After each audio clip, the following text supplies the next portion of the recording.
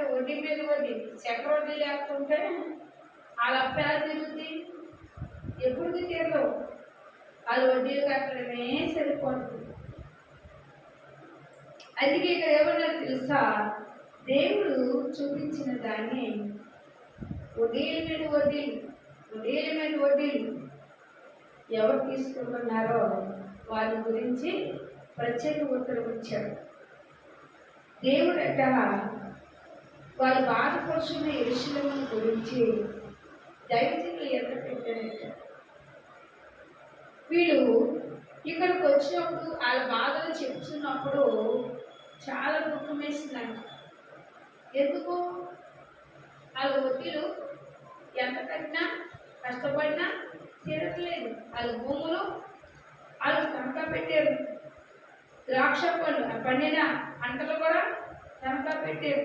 వాళ్ళ కుమార్తెలను కుమారులను వారికి పనికి వ్యక్తిగతముగాను పెట్టమంటున్నారు.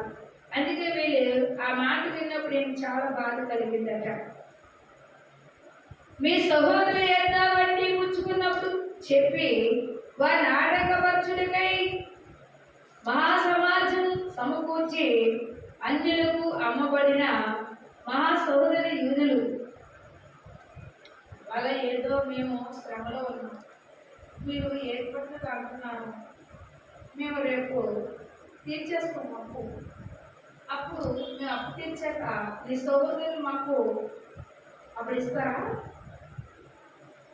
అని వీళ్ళట ఎందుకు తిరిగారంటే హల్లెలూయా హల్లెలూయా హల్లెలూయా హల్లెలూయా. వారు ఏమి చెప్పలేక ఊరుకోలేదు. మరి నేను మీరు చేయనది మంచిది కాదు. మన శత్రులైన అన్యులు నిబంధన బట్టి మన దేవుని భయపడి మీరు